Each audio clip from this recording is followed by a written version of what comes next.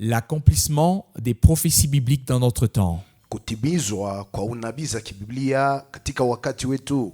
Un sermon délivré par notre bien-aimé frère Ewald Frank d'Allemagne. Mahubiri yaliyotolewa na mpendwa wetu ndugu Ewald Frank wa Germani. À l'occasion du dimanche des Krefeld 7 avril 2024. Siku ya yenga ya Krefeld tarehe 7 mwezi wa 4 mwaka 2024. Chers frères et sœurs dans le Seigneur, Wandugu na wadada wapenzi katika Bwana, je vous salue très très chaleureusement na wasalimu na furaha nyingi sana et vous souhaite la bienvenue à cette émission en direct. na kuwatakia ujio wema katika kipindi hiki kinachopita moja kwa moja. Aujourd'hui, nous allons parler de plusieurs points. Leo tutasemezea maneno mengi. Aujourd'hui, nous nous souvenons au moins en particulier du 2 avril 1962. Na leo tunaweza kumbuka, mimi naweza kumbuka kwa upekee tarehe hiyo ya pili mwezi wa 4 mwaka 1962. 62 ans se sont écoulés depuis que le Seigneur m'a appelé d'une voix audible. Na tangu Bwana aliniita kwa sauti ya kusikika, miaka 62 imeshapita nyuma yangu. Et m'a mandaté, chargé de proclamer sa parole. Na Bwana alinipa mamlaka hayo ya kutangaza neno lake. Donc, nous pensons aujourd'hui au 2 avril 1962. Na leo tunakuwa tunakumbuka hiyo tarehe ya pili mwezi wa 4 mwaka 1962. Et nous jetons un regard reconnaissant sur les nombreuses années où le Seigneur a aidé, béni, donné des instructions et parlé toujours et toujours à nouveau. Na shukurani nyingi tunazitazama, miaka hizi nyingi zimeshapita nyuma yetu ambazo Bwana alitusaidia, alitubariki na kutupatia maagizo mbalimbali na kusema nasi na kuendelea mpaka kusema nasi. Ensuite, nous fêtons aujourd'hui un 50e anniversaire. Na leo tunakuwa tunasherehe mwaka wa 50. Il y a 50 ans aujourd'hui que nous inaugurions cette salle. Na leo miaka 50 yametimia tangu siku ambayo tulikuwa tukunatolea kwa Bwana chumba hicho.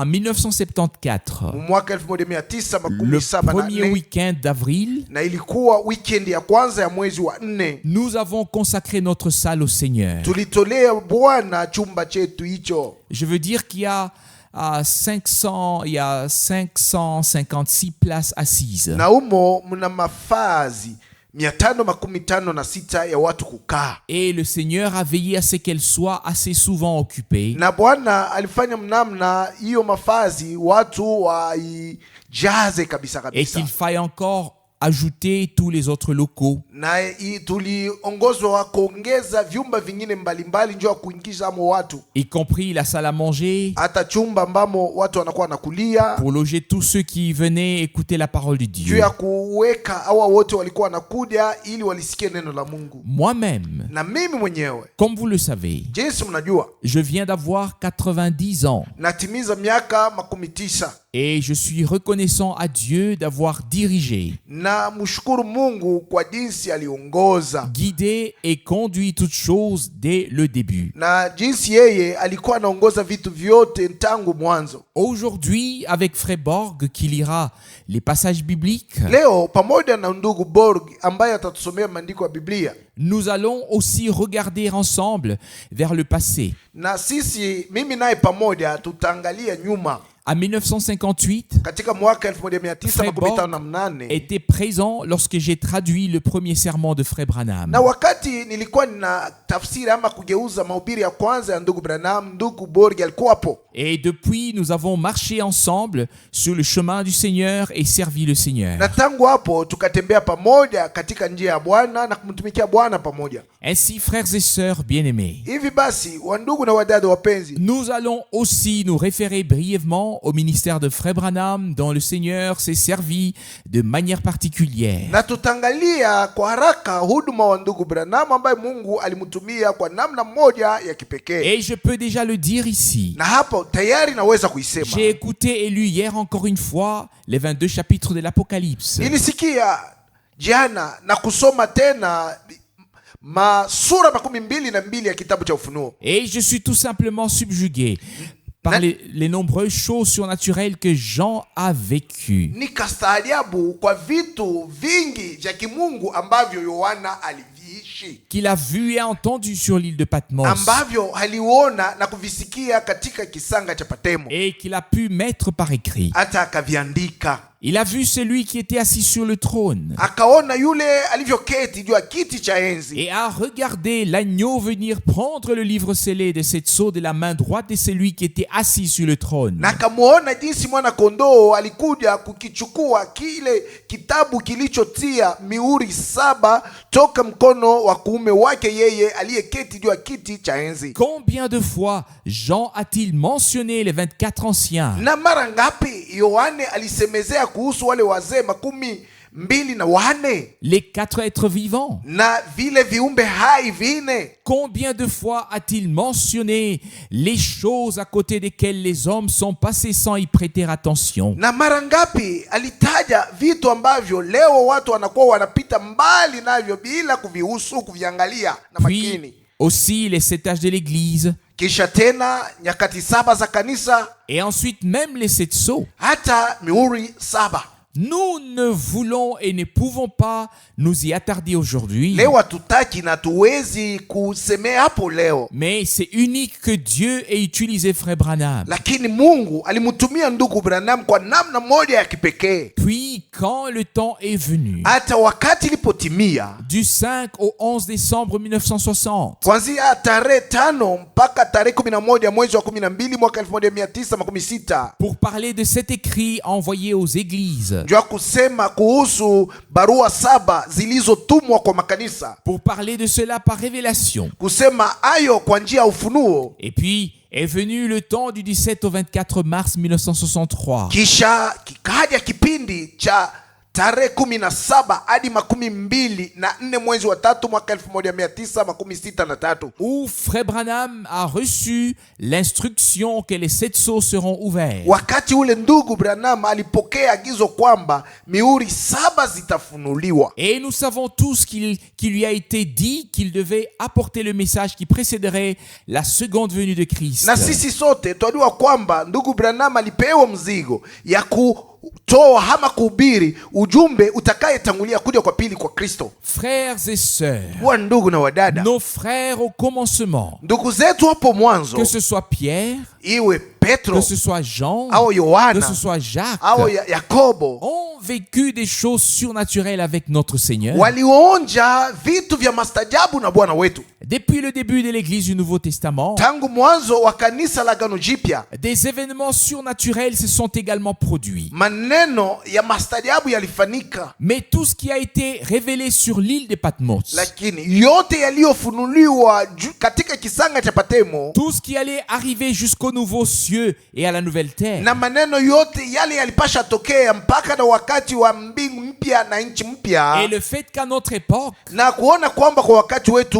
Dieu avait un prophète à qui il pouvait tout révéler. Mungu alikuwa na nabii ambaye aliweza kumfunulia maneno yote. Oh, quand nous pouvons être reconnaissants, Je, tutakosa kumshukuru Mungu namna gani? comme nous pouvons être reconnaissants. Na tutakuwa tu wenye shukurani nyingi. Maintenant, Sasa nous allons lire quelques passages de la Bible. tutawasomea maandiko fulani fulani katika Je vais Biblia, toujours demander au frère Borg de le faire, s'il na te plaît. tamuomba ndugu Borgia tusomee. Nous lisons de Matthieu chapitre 24, le verset 3. Tusome Mathayo sura ya 24 shairi 3.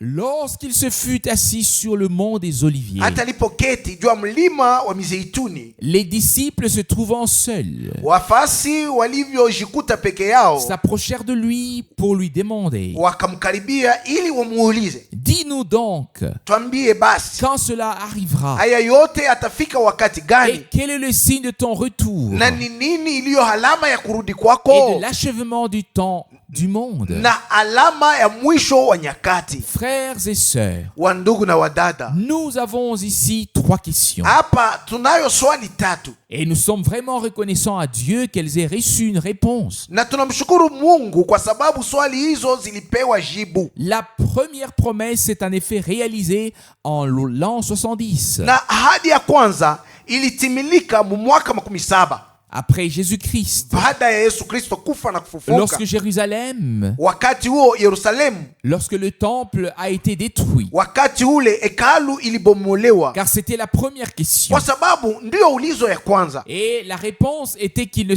resterait pas pierre sur pierre. na jibu ilikuwa kwamba alitabaki jiwe juu ya jiwe lingine, Et l'accomplissement a eu lieu en l'an 70. na 70. kutimizwa kwa hiyo hadi kulifanyika mu mwaka 17 Après Jésus-Christ, baada ya Yesu Kristo lorsque la kuja, destruction a eu lieu. ndio wakati hekalu ilibomolewa. La deuxième question est la suivante. Na swali ya pili ni hiyo, Et quel est le signe de ton retour? ni nini iliyo alama ya kurudi kwako? Et puis, nous arrivons à notre époque, Hapo kisha tukafikiria kipindi chetu, wakati wetu, à ce moment-là, pour laquelle tout a été prédit, na wakati ule kuhusu wakati vyote vilitangulia kunenwa, ce qui arriverait avant le retour de Jésus-Christ. maneno yale yatakayotokea kabla hajarudi Yesu Kristo, Et tout a aussi été dit sur ce qui se passerait après le retour jusqu'à la fin. na yote yalisemewa kuhusu yale yatakayotokea baada ya kurudi kwa Yesu Kristo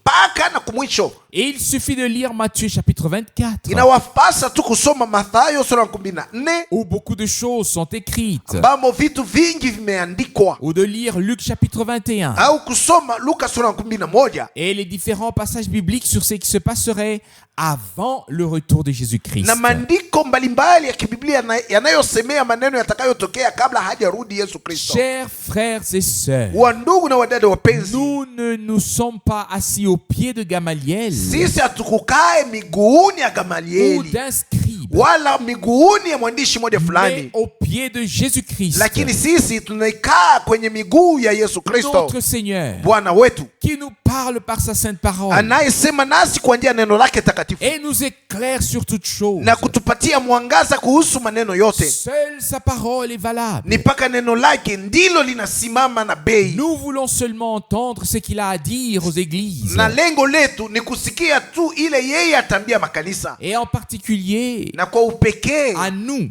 kwetu sisi en ce temps, mwa wakati en huu, ce moment. katika kipindi cha wakati hicho.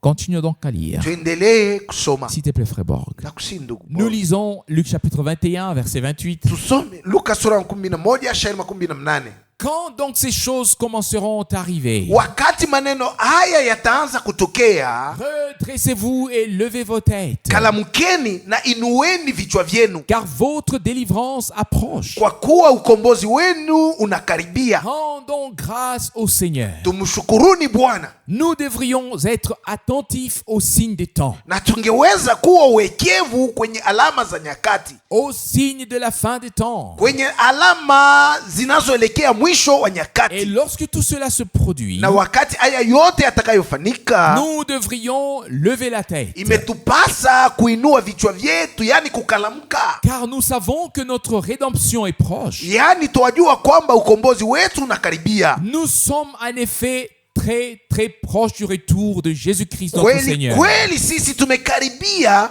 kurudi kwa Yesu Kristo Bwana wetu, Mais restons sobres de toutes les manières possibles. lakini tuwe na kiasi kwa namna yote Et iwezekanayo, faisons l'expérience de notre préparation intérieure na tuonje kujitayarisha kwetu kwa ndani, afin d'être prêts lorsque le Seigneur viendra, ili tuwe tayari wakati Bwana atakaporudi, et qu'ainsi pourra s'accomplir en chacun de nous, hivi itakapotimilika ndani ya kila mmoja que wetu, nous ferons partie de l'église épouse, kwamba sisi tutahesabiwa katika kanisa bibi et que harusi, nous sommes prêts lorsque le Seigneur reviendra pour entrer avec lui dans la gloire. na sisi tutakapokuwa tayari wakati Bwana atakaporudi, ili tuingie naye katika utukufu. Et je crois que cela se produira sous peu. Na naamini kwamba maneno haya yatafanyika bado kidogo. S'il te plaît, frère Borg. Nakusihi ndugu Borg.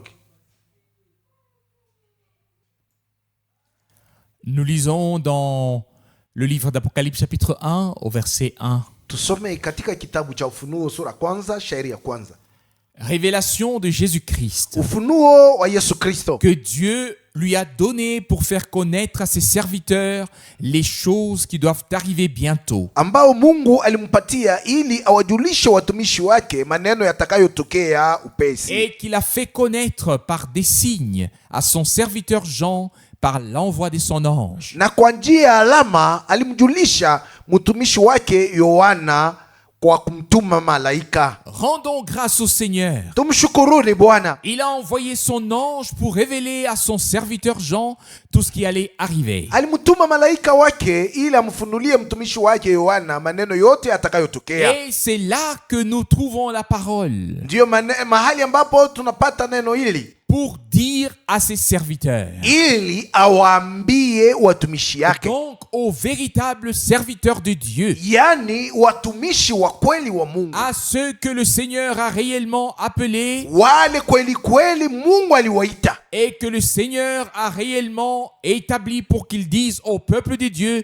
c'est que l'Esprit a réellement à dire aux églises en ce temps. Na kwa kweli Mungu aliwaweka ili waambie watu wake maneno yale Roho alikusudia kuambia kanisa kwa wakati huu. Le Seigneur s'est aussi adressé à moi en tant que son serviteur. Na Bwana alikuja akasema nami mimi sawa mtumishi wake. Il s'est adressé à moi aussi. Na wakati aliniita mtumishi wangu. Le plus petit de tous ceux qui ont été honorés de proclamer la sainte et précieuse parole de Dieu en disant, mimi mdogo sana katikati ya wale wote waliheshimiwa ili nitangaze neno lake takatifu na la damani akisema, mon serviteur. Mtumishi wangu. Il s'est adressé à moi en disant, mon serviteur. Wakati alikuwa ananielekeza maneno yake alikuwa ananiita mtumishi wangu. C'est pourquoi il m'a aussi révélé tout ce qu'il avait révélé à Jean sur l'île de Patmos. Alinifunulia maneno yote ambayo alimfunulia Yohana katika kisanga cha Patmos. Jusqu'au dernier chapitre. Mpaka na kwenye sura ya mwisho. Et au dernier événement. Na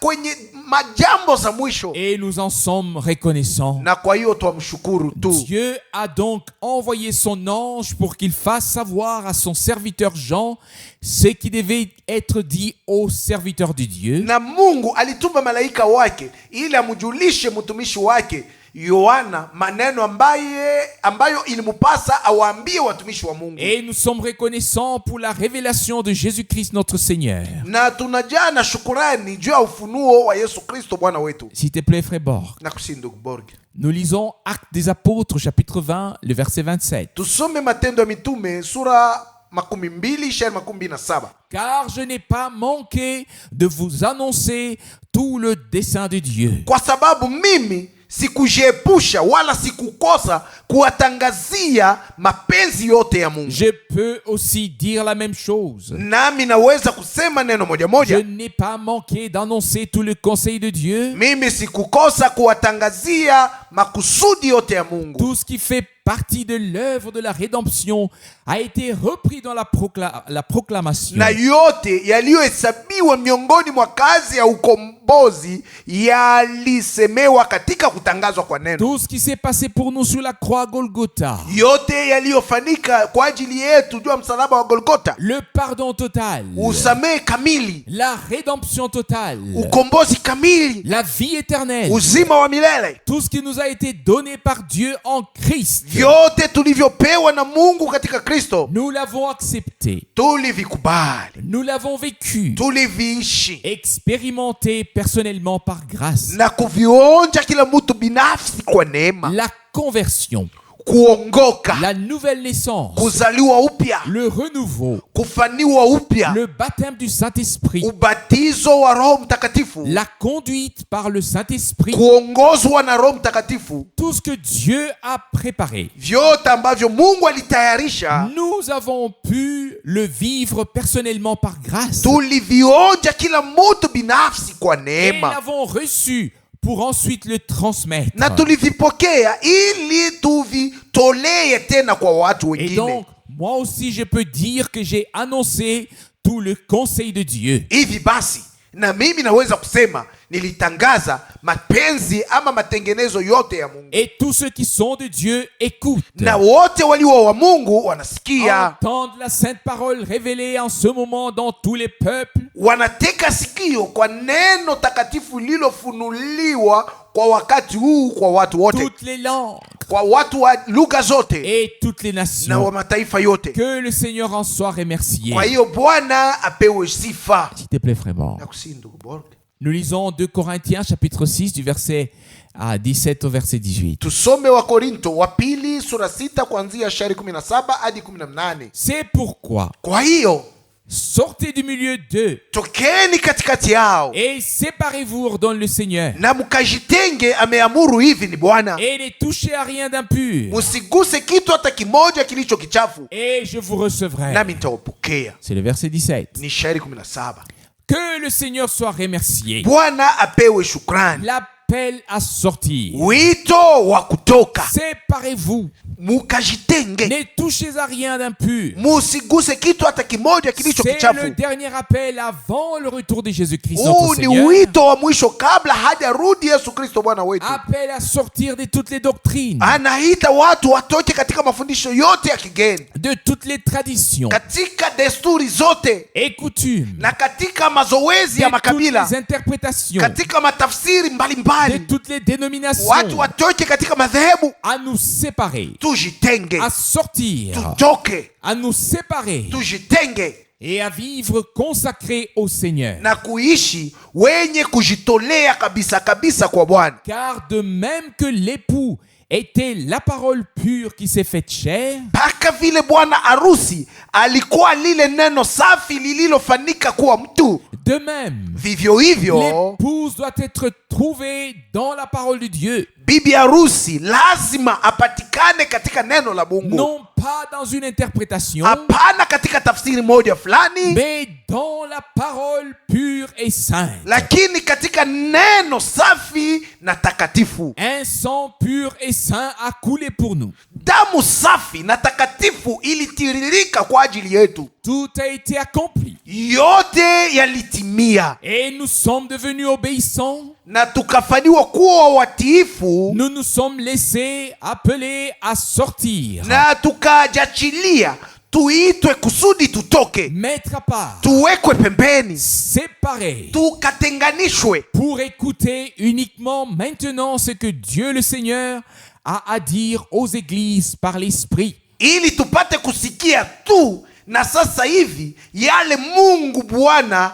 amekusudia kuambia makanisa kupitia Roho. S'il te plaît, fais pas. Nakusihi ndugu C'est le bwana. verset 18. Ni shairi 18. Je serai pour vous un père, Nami nitakuwa baba kwenu, et vous serez pour moi des fils et des filles, dit le Seigneur le Tout-Puissant. nanyi mtakuwa kwangu wana na binti, asema Bwana Mwenyezi. Rendons grâce au Seigneur. Tumshukuruni Bwana. Donc, Yani d'abord, l'appel à sortir, kwanza wito wa kutoka, la séparation, kutenganishwa, et ensuite, kisha la promesse. ahadi, Je serai pour vous un père, nitakuwa baba kwenu et vous serez pour moi des fils et des filles. na kwangu mimi mtakuwa wana na binti zangu. Ne suivez donc pas vos propres voies dans la désobéissance, Musifuate njia zenu katika kutokutii, pour dire ensuite, ili mpate kusema tena, je suis un enfant de Dieu. hata hivyo niko mtoto wa Mungu. Non, Hapana, le temps est venu, wakati umefika le temps d'abandonner toute voie personnelle, wa kuacha kila njia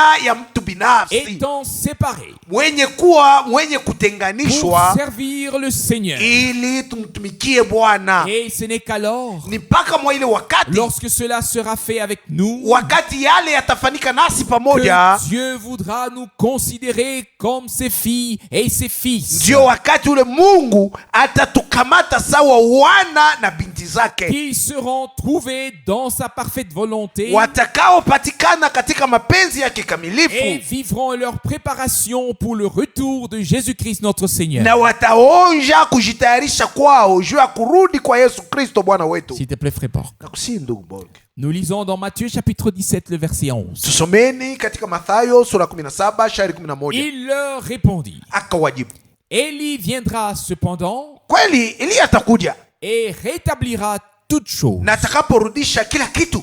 Grâce soit rendue au Seigneur. Shukurani kwa Bwana. Nous avons déjà lu et relu ce passage biblique à de nombreuses reprises. Tumesha soma na kusoma tena hiyo andiko ya kibiblia mara nyingi. Tout comme Élie a été envoyé pour convoquer le peuple de Dieu sur le mont Carmel, kama vile Eliya aliitwa ili aite watu wa Mungu wakakusanishwe juu ya mlima Karmeli, afin qu'il prenne sa décision ili wapate kuamua, et qu'il n'aille plus dans telle ou telle direction, ili wasikwe wanaenda huko na kule, mais qu'il soit ramené à Dieu. lakini warudishwe kwa Mungu. Il en a été de même à notre époque. Ndivyo hivyo hata kwa wakati Et wetu, Dieu a pu utiliser Frère Branham na Mungu alimtumia ndugu Branham pour ramener le peuple de Dieu à Dieu ili lui-même. arudishe watu wa Mungu kwa Mungu mwenyewe. Loué soit le nom du Seigneur. Jina la Bwana lisifiwe. S'il te plaît, Frère Borg. Nakusihi ndugu Borg, Nous lisons dans Actes des Apôtres au chapitre 3, le verset 21. tusome Matendo ya Mitume sura 3 mstari wa 11. Il faut cependant que le ciel le reçoive jusqu'au temps du rétablissement de toutes choses, de tout ce que Dieu a annoncé dès le temps ancien par la bouche de ses saints prophètes. Lazima mbingu zimpokee, zimchunge mpaka na wakati wa kurudishwa kwa vitu vyote, wakati ambao Mungu alitangulia kusema katika vinywa vya manabii wake watakatifu wa dhamani. Chers frères et sœurs, Wa ndugu na wadada wapenzi, réfléchissez-y. mufikiri kidogo. Dans le deuxième sermon, Katika yale mahubiri ya il pili, y a 2000 ans, kumeshapita miaka 2000, Pierre a été conduit à écrire. Petro aliongozwa kuandika hivi: Lui, notre Seigneur et Rédempteur, yeye Bwana wetu na mkombozi doit demeurer dans les cieux jusqu'au temps du rétablissement de tout ce que Dieu a annoncé par la bouche de ses saints prophètes. lazima abaki mbinguni mpaka na wakati ambao Mungu atakaorudisha vitu vyote, wakati ambao aliufunua kwa vinywa vya manabii wake watakatifu Depuis les temps anciens, tangu zamani. tout doit être remis en place, Vyote virudishwe penye fazi yake, restauré, virekebishwe, rétabli. virejeshwe. Et cela se passe maintenant dans le monde entier. Na haya yanakuwa yanafanyika sasa hivi duniani mzima. Tous les vrais enfants de Dieu Watoto wote wa kweli wa Mungu ont réellement abandonné leurs propres pensées, kweli kweli wameshaachana na mawazo yao ya zamani, leurs propres voix, wameshaacha njia zao, leurs propres interprétations, wameshaachana na matafsiri yao wenyewe, et croient maintenant uniquement ce que Dieu a écrit dans sa parole. lakini wanaamini tu mpaka ile Mungu aliandika katika neno Le lake. ciel doit l'accueillir. Mbingu lazima zimpokee Lui, notre Seigneur, yeye Bwana wetu jusqu'à notre époque mpaka na wakati wetu où tout sera rétabli. ambao vyote Et vitakavyorudishwa, nous pouvons en faire na l'expérience. tunaweza kuonja maneno haya. Loué soit notre Seigneur Bwana pour cela. wetu asifiwe kwa sababu hiyo. S'il te plaît, Frère Borg. Nakusihi ndugu Bora, Nous lisons de Jean chapitre 14, tusome Yohana sura les 14 versets 2 et 3. shairi ya pili na ya Je tatu. lis le verset 2. Tasoma shairi ya pili. Il y a plusieurs demeures dans la maison de mon Père. Nyumbani mwa baba yangu mna makao mengi, S'il n'en était pas ainsi, kama sivyo je vous l'aurais dit, ningeliwaambia je m'en vais vous préparer une place. naenda kuandalia mahali. Loué, exalté soit notre Seigneur. Bwana wetu asifiwe na haimidiwe. Après avoir accompli la rédemption, Kisha yeye kuutimiza ukombozi, il est monté nous préparer une place. akapaa ili atutayarishie fazi. Et nous lirons maintenant dans le verset suivant Na tutakaposoma shairi ifuatayo qu'il reviendra. kwamba atakaporudi, C'est ce qu'il a promis hiyo ahadi yake kwetu, pour nous prendre avec lui. ili atukaribishe naye. Oh, frères et sœurs, Ndugu na dada, le temps est là. wakati Et umefika. nous sommes reconnaissants à Dieu Tunamshukuru Mungu du fond du cœur kwa upana wa moyo que wetu, tous ces passages bibliques nous parlent directement. kwa kuona jinsi maandiko haya ya kibiblia yanakuwa anasema nasi moja kwa moja. S'il te plaît, Nakusihi lis le verset suivant. tusome shairi ifuatayo: Et quand je serai allé na wakati nitakapokwenda et que je vous aurai préparé une place, na kuandalia mahali, je reviendrai nitakaporudi et je vous prendrai avec moi, nitawachukua kwangu, afin que là où je suis, vous ili y soyez nilipo aussi. mimi muwepo vile vile. Loué, exalté soit notre Seigneur. Bwana wetu asifiwe na ahimidiwe. La deuxième question était la suivante. Na ulizo ya pili ilikuwa ni hiyo: Et quel est le signe de ton retour? ni nini iliyo alama ya kurudi kwako? Nous avons déjà lu les passages bibliques. Tumeshasoma maandiko ya kibiblia. Il reste au ciel jusqu'au moment où tout sera rétabli. Yeye ubaki mbinguni mpaka na wakati vyote vitakaporudi. Il est allé nous préparer une place et il reviendra. Anaenda kututayarishia fazi na yeye atakaporudi. Le retour du Seigneur a été décrit dans tant de passages bibliques, que ce soit dans 1 Thessaloniciens chapitre 4, Kurudi kwa Bwana kulisemezewa katika maandiko mengi, iwe katika Thessalonika wa kwanza sura 4, dans 1 Corinthiens chapitre 15, katika Wakorinto wa kwanza sura à partir 15, du verset 51, kuanzia shairi 51, et dans tous les autres passages bibliques. na katika maandiko mengine ya kibiblia. Le retour du Seigneur nous a été décrit. Kurudi kwa Bwana kulituonyeshwa wazi. Mais pensez à la beauté de la chose. Lakini mufikirie jinsi neno hili liko nzuri. Après la rédemption accomplie, Kisha kutimiza ukombozi, il est monté pour nous préparer une place. alipanda mbinguni kusudi atutayarishie Et mahali. maintenant, Na sasa il va revenir pour nous amener dans la gloire, atakaporudi ili atupeleke katika utukufu, pour que nous soyons là où il est. ili tuwe mahali alipo Il yeye. est d'abord venu là où nous sommes, Kwanza alikuja kwenye tuko afin que nous puissions aller là où il est. kusudi sisi tuende kwenye yuko. Remercions le Seigneur notre Dieu. Tumshukuru Bwana Mungu wetu. S'il te plaît, frère Bord. Na kusi ndugu bora. Nous lisons maintenant dans Matthieu chapitre 24, le verset 14. Someni sasa Mathayo sura 14 shairi 14. Et ce message de salut concernant le royaume sera prêché par toute la terre Na ujumbe huu wa wokovu unaohusu ufalme utahubiriwa duniani mzima à toutes les nations kwa mataifa yote pour servir de témoignage. kuwa ushuhuda. Et alors viendra la fin, Ndipo ule mwisho utakapofika, que la louange sifa et les remerciements na soient mashukuru rendus à notre Seigneur. vimwelekee Bwana Ce wetu. message divin de salut, Ujumbe huu wa kimungu wa wokovu tel qu'il a été annoncé au début, jinsi ulivyotangazwa hapo au mwanzo mwanzoni, devait maintenant être proclamé à la fin, avant le retour de Jésus-Christ, ulipaswa kutangazwa sasa hivi mwishoni, kabla hajarudi Yesu Kristo, à tous les peuples, kwa watu wote, à toutes les langues, kwa wenye lugha zote à toutes les nations. na kwa mataifa yote. Et alors viendra la fin. Ndipo ule mwisho utakapofika. Dieu a conduit les choses de telle manière qu'il a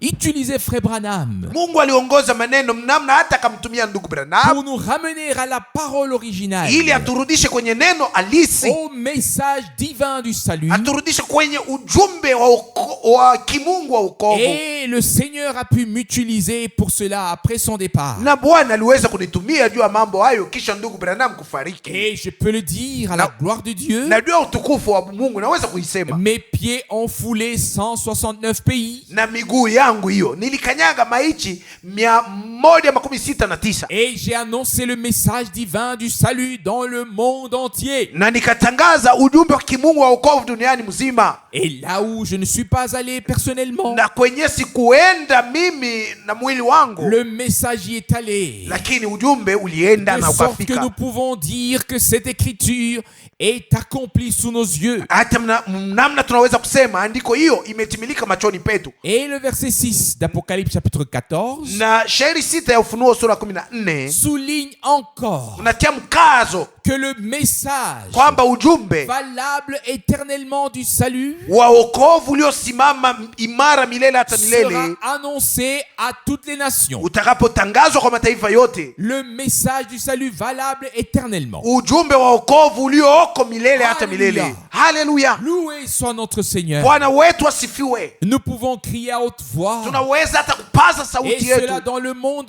na entier. kusema hivyo duniani mzima Aujourd'hui, leo, en notre temps, kwa wakati wetu. cette sainte écriture, Andiko hiyo takatifu, ce mandat saint et sacré mamlaka hayo ya kutimiza kazi takatifu est accompli sous nos yeux. yametimilika machoni petu tukiona. Loué et exalté soit le nom du Seigneur. Jina la Bwana lisifiwe na lihimidiwe. S'il te plaît, frère Bord. Na kusinduku bori. Mais c'est en vain qu'ils m'adorent, Lakini wananyabudu bure, parce qu'ils font des commandements d'hommes leur doctrine. kwa sababu wanafanya amri za kibinadamu kuwa mafundisho yao ya Cette misingi. parole doit aussi nous aller droit droit au cœur. Lazima neno hili liingie hata upana wa moyo wetu. Elle ne s'adresse pas à nous, Neno hili alituelekee sisi, mais à tous ceux qui passent à côté de ce que Dieu a promis et a lakini fait. linawaelekea wale wote wanaopita mbali na ahadi za Mungu na maneno yale Mungu anakuwa anafanya. Et il prie simplement Lakini wanakuwa naomba tu le Notre na Père. kusema Baba yetu. Dans toutes les communautés religieuses, Katika mikutano zote za kidini, les communautés religieuses libres, mikutano dans yanayozitegemea toutes les katika dénominations, madhehebu yote, ils disent que ta volonté soit faite. wasema mapenzi yako Mais yafanyike. quelle est la volonté de Dieu? Lakini ni nini mapenzi ya Cela Mungu? en fait n'intéresse personne. Hakuna hata mtu mmoja mwenye anataka kujua ni nini Ils yaliyo ne mapenzi ya font que Mungu, le répéter dans une prière. lakini wanakuwa tu wanaisema na kuisema katika ombi, Cependant, chacun suit sa propre voie. lakini kila mtu anakuwa anafuata njia yake. Et le Seigneur a dû dire, Na Bwana aliweza hata kusema, c'est en vain qu'ils m'honorent. wananiabudu bure, C'est en vain qu'ils m'adorent. wananiabudu Parce bure, qu'ils ont fait des commandements d'hommes leurs ordonnances. kwa sababu wanachukua amri za kibinadamu kuzifanya kuwa agizo D'où zao. l'insistance Ndio kwa maana mkazo sur umetiliwa revenir à la parole, juu ya neno linalosema tumelazimishwa kulirudilia neno, afin que nous puissions adorer en esprit et en ili vérité, tufikirie kuabudu katika roho na et kweli, non dans toutes les formules hapana kutumia namna mbalimbali et les faux enseignements. wala mafundisho ya Oh uongo. Dieu, He Mungu, aide-nous par grâce. kwa neema tunakusihi utusaidie. S'il te plaît, frère Borg. Ndugu Borg, nakusihi Nous lisons Jean chapitre 4 verset 23. someni Yohana sura 4 shairi Mais 13. l'heure vient, Wakati unakuja, oui, ndiyo elle est déjà là, na umeshatimia, où les vrais adorateurs ambao waabudu wa kweli adoreront le Père en esprit et en vérité. watakapomwabudu Baba katika roho na kweli, Car le Père aussi veut avoir de tels adorateurs. kwa sababu lengo la Baba ni kuwa na waabudu kama hawa. Amen. Amina. Oh, comme c'est merveilleux. Ni mambo ya mastajabu, Frères et sœurs, wa ndugu na nous wadada, pouvons vraiment souligner avec conviction, tunaweza kutia mkazo na hakikisho kubwa l'heure vient, na kusema saa l'heure inakuja, est déjà là, na hiyo saa imeshatimia, où les vrais adorateurs ambayo waabudu wa kweli adoreront Dieu en esprit et en vérité. watakapomwabudu Mungu katika roho na Et kweli, la vérité na kweli est la sainte parole de Dieu. ni hili neno takatifu la Mungu. Et nous qui croyons à la sainte parole Na révélée de sisi ambao Dieu tunaliamini neno takatifu na lililofunuliwa la Mungu, et qui sommes témoins de ce que Dieu fait na actuellement sisi tulio washuhuda wa maneno ambayo Mungu anakuwa anafanya sasa hivi, et qui vivons ce que Dieu fait na actuellement, tunakuwa tunaishi maneno yale Mungu anafanya sasa hivi, nous pouvons adorer Dieu en esprit tunaweza kumwabudu Mungu katika roho et en vérité. na katika kweli. Loué soit le nom du Seigneur. Jina la Bwana S'il te lisifiwe. plaît, frère Borg. Nakusihi ndugu Borg. Nous lisons dans Matthieu chapitre 4, le verset 4. Mathayo sura 4 shairi 4. Mais il lui répondit, Kisha wakajibu, il est écrit, ce imeandikwa, n'est pas de pain seulement que l'homme vivra, mtu ataishi kwa mkate tu, mais de toute parole qui sort de la bouche de Dieu. lakini kwa neno lote litokalo kinwani mwa Mungu. Encore une fois, Mara hiyo tena l'accent est mis sur la parole de Dieu. mkazo umetiwa juu ya neno la Mungu. Vivre non pas du pain seul, Kuishi si kwa mkate tu, ce qui est terrestre, ni mambo yanayohusu maneno ya mais dunia, spirituellement, lakini kwa jinsi ya kiroho, vivre de toute parole qui est sortie de la bouche de Dieu. kuishi kwa neno lote lililotoka kinwani mwa Mungu. Oh, comme nous sommes reconnaissants pour la Bible, Oh, tunashukuru sana juu ya Biblia, pour l'Ancien et le Nouveau juu ya Testament, agano la kale na agano jipya. reconnaissants pour chaque parole. Tunashukuru juu ya kila neno Et nous en vivons. na tunakuwa tunaliishi, Nous vivons de la parole, tunaishi juu ya neno de chaque parole na de Dieu. tunaishi juu ya kila neno la Mungu. Nous lisons maintenant Tusome l'Apocalypse sasa chapitre 2, le verset 7. katika Ufunuo sura 2 shairi 7. Que celui qui a des oreilles Mwenye kuwa na masikio entende ce que l'Esprit dit aux églises. asikie ile roho anaambia makanisa, À celui qui vaincra, na yule atakayeshinda je donnerai à manger de l'arbre de vie tampatia ruhusa ya kula kwenye muti ya uzima, qui est dans le paradis de Dieu. muti iliyo katika paradiso ya Cela Mungu. fait tout simplement partie Na hiyo nayo inapatikana, du fait que Dieu ouvre notre oreille inamaanisha kwamba Mungu afungue masikio yetu pour que nous n'entendions maintenant que c'est que l'Esprit a à dire aux églises ili tupate kusikia sasa hivi ni mpaka ile roho atambia makanisa afin de faire partie du troupeau des vainqueurs, ili tuwe miongoni mwa kundi ya wale washindi, de la troupe de la victoire, kundi ya wale wenye kushinda, qui sera prête lors du retour de Jésus-Christ. watakaokuwa tayari wakati atakaporudi Yesu Kristo. Oh, comme nous pouvons être reconnaissants pour chaque parole. Je, namna gani tutakosa kuwa na shukurani juu ya kila neno? S'il te plaît, frère Borg. Apocalypse chapitre 3 verset 21. Ufunuo sura 3:21. À celui qui vaincra, Kwa yule atakayeshinda je donnerai d'être assis avec moi sur mon trône, tamruhusu aketi nami juu ya kiti changu cha enzi, comme moi aussi kama nami vile vile j'ai vaincu nilivyoshinda et me suis assis avec mon Père sur son trône. nikaketi na baba yangu katika kiti chake cha Chers enzi. frères et sœurs, Wa ndugu na wadada wapenzi, je vous en prie, na wasi veuillez lire, someni, relire tous les passages bibliques qui nous parleront aujourd'hui et à l'avenir. musome maandiko yote ya kibiblia ambayo tutayasoma leo na tutakayoyasoma masiku Et qui mbeleni, deviendront na une yatakapokuwa réalité dans notre vie spirituelle. yatakapotimilika maishani mwetu ya rohoni. Dieu a simplement fait en sorte que tout soit rétabli juste avant le retour de Jésus-Christ. Mungu alifanya namna vyote virudishwe kabla arudi Yesu Kristo. L'appel à sortir, Wito wa kutoka, la mise à part, kuwekwa pembeni, tout doit être fait. vyote vifanike, Tout doit arriver pour que nous soyons prêts lorsque le Seigneur reviendra. vyote lazima vifanike ili tuwe tayari wakati Bwana atakaporudi, Car il est écrit dans Matthieu chapitre 25, kwa sababu imeandikwa katika Mathayo sura au 15 10e verset, kwenye shairi 10, celles qui étaient prêtes yule alikuwa tayari entrèrent au festin de noces. na wale walikuwa tayari wakaingia katika porte karamu ya fut harusi fermée. na mlango ukafungwa. Que Dieu nous bénisse. Mungu atubariki. S'il vous plaît, s'il vous plaît, na wasi comprenez que je l'ai mentionné plus tôt aujourd'hui. mwelewe kwamba nilitangulia kuisema na mapema leo Aujourd'hui était un jour spécial pour moi. kwamba siku ya leo ni siku ya kipekee sana Le kwangu. 50e anniversaire de l'inauguration de la Maison de Dieu, dans laquelle des milliers de prédications ont été prononcées. Imetimia miaka 15 tangu kutolea hiyo nyumba ya Bwana. Katika umo mahubiri zaidi ya 1000 ilitolewa, Et qui sont maintenant écoutées par les gens de tous les peuples et de toutes les langues pendant les retransmissions hebdomadaires. na watu wa jamaa zote wa mataifa yote wanakuwa naisikia wakati tunakuwa tunayapeleka kwa njia ya mtandao kila juma.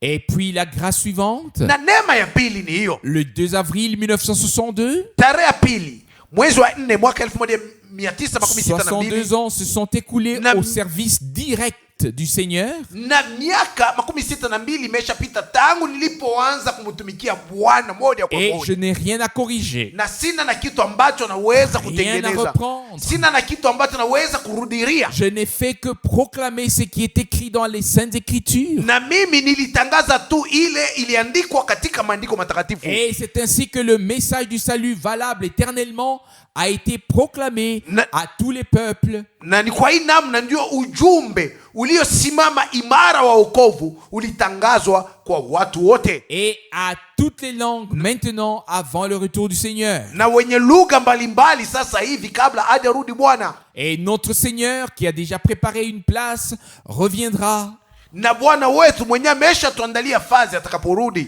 et nous prendra chez lui. na atatukaribisha kwake. Frères et sœurs bien-aimés, Wa ndugu na wadada wapenzi, s'il vous plaît, soyez présents, na wasimuwepo, soyez dans la chose. muwe ndani ya maneno Prenez yenyewe, part à ce que Dieu fait maintenant. mushiriki ile Mungu anakuwa anafanya sasa hivi. Séparez-vous, mettez-vous à part, Mujitenge, mujiweke pembeni, sortez, tokeni, ne touchez à rien d'impur, musiguse kitu hata kimoja kilicho kichafu, laissez-vous sanctifier dans la parole de vérité, mutakaswe na neno la kweli, purifiez dans le sang de l'agneau, musafishwe katika damu ya mwana et kondoo, vivez ainsi votre préparation, na muweze kujitayarisha mnamna hiyo, car notre Seigneur vient. kwa sababu Bwana wetu uwaja. Sa venue est très très très proche. Ujio wake unakaribia, yani umekaribia sana, Très très proche. umekaribia sana na zaidi. Et je sais que tous ceux qui entendent maintenant Najua kwamba wale wote wanakuwa wanasikia sasa hivi et croient maintenant le message seront présents. na kuamini sasa ujumbe watakuwapo. Pardonnez-moi si depuis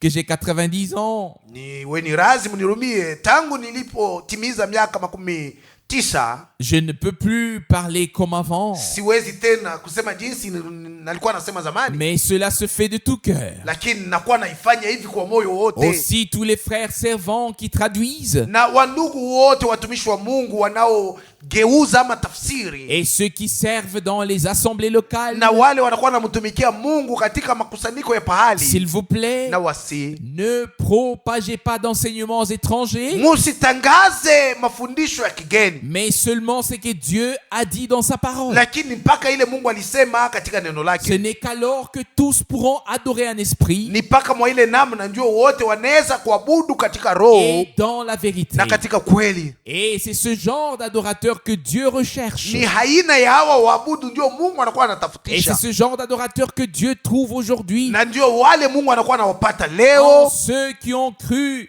en sa parole katika wale waliamini neno lake et qui ont été sanctifiés en elle. na wakatakaswa katika neno hili. Loué, exalté soit le nom du Seigneur. Jina la Bwana lisifue na liimidiwe. Alléluia. Haleluya. Soyez bénis par la bénédiction du Dieu Tout-Puissant au nom saint de Jésus. Amen. Mbarikiwe na mabaraka zake Mungu Mwenyezi kwa jina takatifu la Yesu. Amina.